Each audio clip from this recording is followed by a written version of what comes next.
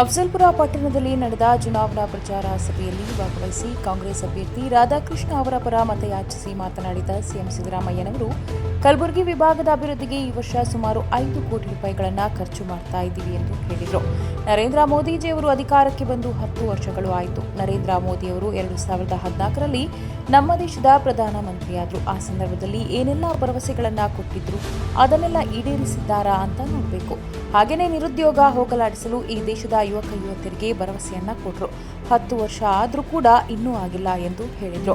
ಇನ್ನು ಈ ಪ್ರಚಾರ ಕಾರ್ಯಕ್ರಮದಲ್ಲಿ ಸಚಿವರಾದ ಪ್ರಿಯಾಂಕ್ ಖರ್ಗೆ, ಕೆಕೆಆರ್ಡಿಬಿ ಅಧ್ಯಕ್ಷರಾದ ಅಜಯ್ ಸಿಂಗ್, ಡಿಸಿಸಿ ಜಗದೇವ ಗುತ್ತೇದಾರ್, ಶರಣಪ್ಪ ಮಟ್ಟೂರ, ಅರುಣ್ ಕುಮಾರ್ ಪಾಟೀಲ್, ರಿತೀಶ್ ಗುತ್ತೇದಾರ್, ಜೆಎಂ ಕೊರಬು, ಪಪ್ಪು ಪಾಟೀಲ್, ಸಿದ್ದು ಸಿರಸಗಿ, ಮತೀನಾ ಪಾಟೀಲ್, ರಾಜೇಂದ್ರ ಪಾಟೀಲ್ ರೇವೂರ, ಪ್ರಕಾಶ್ ಜಮಾದಾರ, ಸಿದ್ಧಾರ್ಥ್ ಬಸರಿಗಿಡ, ಭೀಮಾಶಂಕರ ಹೊನ್ನಕೇರಿ, ಚಂದ್ರಪ್ಪ ಕರಜಗಿ, ರಮೇಶ್ ಪೂಜಾರಿ, ಮಕ್ಬೂಲ್ ಪಾಟೀಲ್, ಶರಣು ಕುಂಬಾರ, ಅರವಿಂದ್ ಗುತ್ತೇದಾರ್ ಸೇರಿದಂತೆ ಮತ್ತಿತರರು ಉಪಸ್ಥಿತರಿದ್ದರು.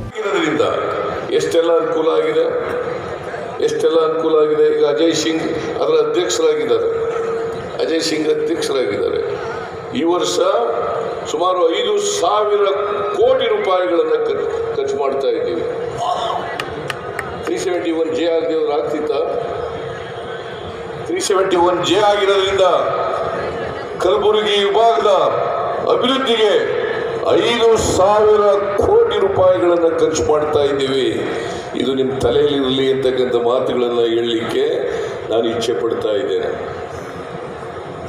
ನರೇಂದ್ರ ಮೋದಿಯವರು ಅಧಿಕಾರಕ್ಕೆ ಬಂದು 10 ವರ್ಷಗಳಾಯಿತು. ಯಾಕೆಂದರೆ ಈ ನರೇಂದ್ರ ಮೋದಿಯವರಿಗೆ ಏನಾದರೂ ಟೀಕೆ ಮಾಡಲಿಕ್ಕೆ ಶಕ್ತಿ ಇರ್ತಕ್ಕಂಥದ್ದು ಮಲ್ಲಿಕಾರ್ಜುನ ಖರ್ಗೆ ಅವರಿಗೆ. ಅದಕ್ಕೋಸ್ಕರ ಅವರನ್ನು ಸೋಲಿಸ್ಬೇಕು. ಅದಕ್ಕೋಸ್ಕರ ಅವರು ಪ್ರಯತ್ನ ಮಾಡಿ RSSನವರನ್ನೆಲ್ಲ ಬಿಟ್ಟು ಸೋಲಿಸ್ತಕ್ಕಂಥ ಪ್ರಯತ್ನವನ್ನು ಮಾಡಿದ್ರು. ಅವರು ಸೋತದ್ರಿಂದ ಈ ಭಾಗಕ್ಕೆ ಅನ್ಯಾಯ ಆಯಿತು ಅಂತಕ್ಕಂಥದ್ದನ್ನು ತಾವೆಲ್ಲರೂ ಕೂಡ ತಿಳ್ಕೋಬೇಕಾಗ್ತದೆ.